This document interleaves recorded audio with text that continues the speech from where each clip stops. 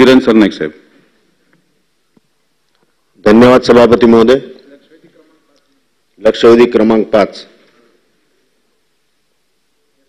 मंत्री महोदय.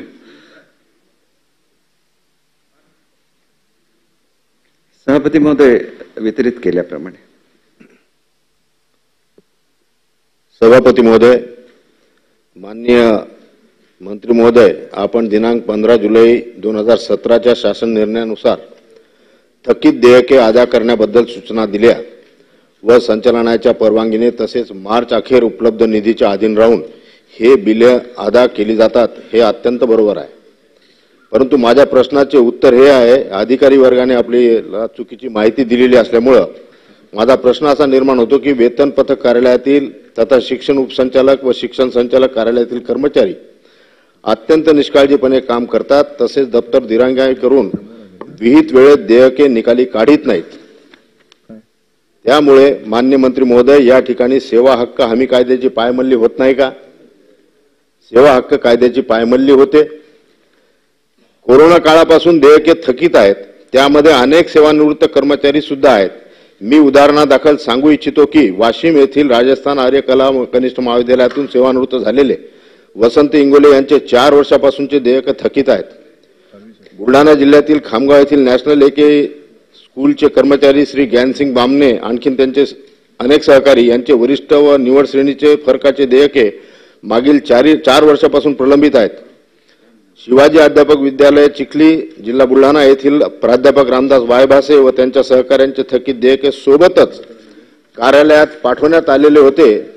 दोन्ही देयके सारखे होते, कुठलीही त्रुटी नव्हती. त्यापैकी सहकार्याचे देयक निकाली निघते व रामदास वायभासे यांचे देयक तसेच बाकी राहते. विशेष म्हणजे यवतमाळ जिल्ह्यातील शिक्षणाधिकाऱ्यालयातून देखील थकीत देयके समोर पाठवण्यासाठी आर्थिक मागणी होते असल्याचे कॉल्स आमच्या ऑफिसला मला वारंवार येत असतात. त्यामुळे कुठेतरी आर्थिक देवाणघेवाण झाल्याशिवाय हे देयके निकाली निघत नाहीत, हा असा प्रश्न निर्माण होतो. त्यामुळे आपण त्याला कारणीभूत अधिकारी कर्मचाऱ्यांना कारवाई करून थकीत देयके निकाली काढणार का? थकीत देयके निकाली यांचे काढणार का? मान्य मंत्री महोदय, शिक्षण अधिकारी कार्यालय असेल, उपसंचालक कार्यालय असेल, याच्या मी आढावा बैठक घेत असतो.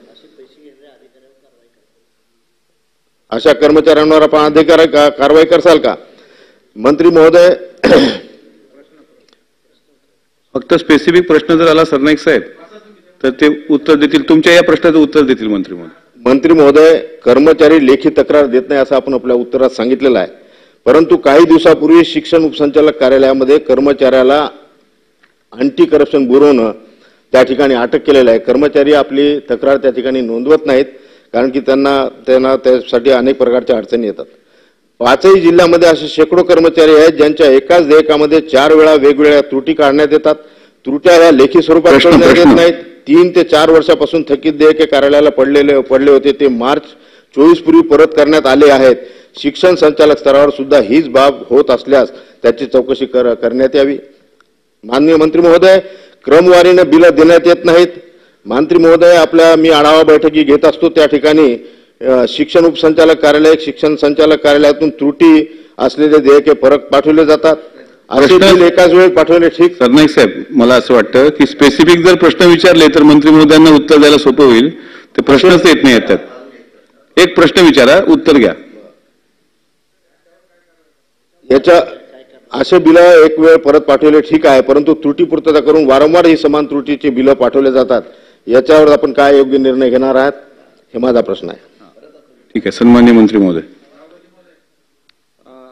सभापती महोदय, स्पेशल कॅम्प घेऊन या तऱ्हेच्या सर्व ज्या तक्रारी आहेत, कारण आपण आता काही स्पेसिफिक तक्रारींचा उल्लेख केला, अशा सर्व ज्या काही तक्रारी असतील स्पेसिफिक कॅम्प घेऊन त्याच्याबाबत निर्णय घेतला जाईल. दुसरं असं आहे की आम्ही ऑनलाईन सिस्टम आता डेव्हलप केलेली आहे. याच्यासाठीच नाही तर मेडिकल बिलांसाठी सुद्धा आता आम्ही ऑनलाईन सिस्टम डेव्हलप केली आहे. त्याच्यामुळे आपण म्हणता तो स्कोप याच्या पुढच्या काळामध्ये राहणार नाही. आणि अशा जर वारंवार कोण त्रुटी काढत असतील, एका वेळेला एक बिल गेल्यानंतर एक त्रुटी काढणं बरोबर आहे, परंतु असे जर कर्मचारी असतील तर या कर्मचाऱ्यांच्या बाबतीत चौकशी केली जाईल आणि त्यांच्यावर आवश्यक त्यांचा जर दोष आढळला तर त्यांच्यावर कारवाई केली जाईल.